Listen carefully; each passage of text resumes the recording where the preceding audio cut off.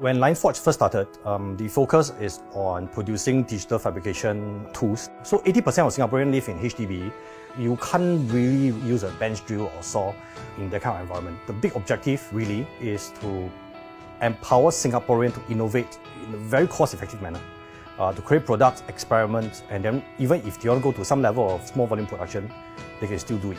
So the concept of packaging industrial power or industrial grade tools into a compact and safe manner get me going towards the direction of creating a line of products such as the Techblazer. The objective I set for myself when I joined the Techblazer, just to open up the conversation.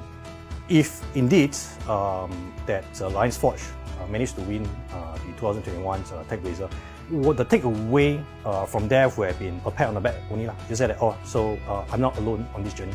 That give me the kind of more feel to continue to expand to other innovations, other products, and to learn more the new lessons that I can just continue to pass down.